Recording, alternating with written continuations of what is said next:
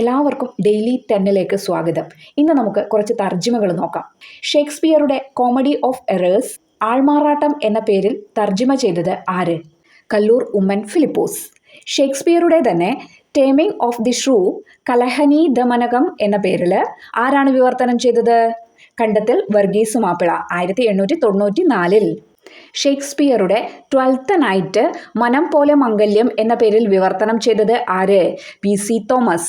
ഷേക്സ്പിയറുടെ midsummer വാസന്തിക സ്വപ്നം എന്ന പേരിൽ വിവർത്തനം ചെയ്തത് C കൃഷ്ണവാര്യർ.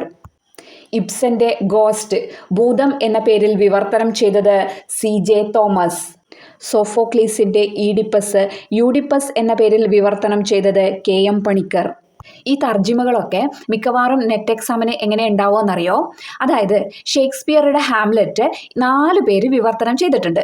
അപ്പോൾ ചോദ്യം ഇങ്ങനെയായിരിക്കും: ഷേക്സ്പിയറുടെ ഹാംലെറ്റ് വിവർത്തനം ചെയ്തവരിൽ പെട്ടതാരാണ്, പെടാത്തവരാരാണ് എന്നായിരിക്കും മിക്കവാറും ചോദ്യം വരിക. അപ്പോൾ ആരൊക്കെ തർജ്ജിമ ചെയ്തിട്ടുണ്ട് എന്നുള്ള കാര്യം നമ്മൾ അറിഞ്ഞിരിക്കണം. അതാരൊക്കെയാണെന്ന് നോക്കാം.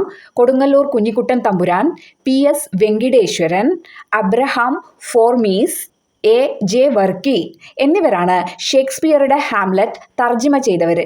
ഇത് ഓർത്തിരിക്കാൻ ഒരു കോഡ് പറഞ്ഞു തരട്ടെ. കൊടുങ്ങല്ലൂരിലെ വർക്കി ഓംലെറ്റ് തിന്നണമെന്ന് ഒരു ഫോർമാലിറ്റിക്ക് പറഞ്ഞത് വെങ്കിടേശ്വരന് ഇഷ്ടപ്പെട്ടില്ല.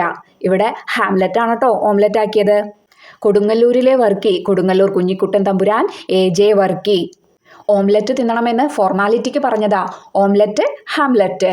Formality Abraham Formis. അത് ആർക്ക് ഇഷ്ടപ്പെട്ടില്ല? വെങ്കിടേശ്വരന് ഇഷ്ടപ്പെട്ടില്ല. എല്ലാവർക്കും കോഡാക്കി പഠിക്കാൻ പറ്റണമെന്നില്ല. പറ്റുന്നവർ ട്രൈ ചെയ്യുക. അപ്പോൾ ഓൾ ദി ബെസ്റ്റ്. താങ്ക്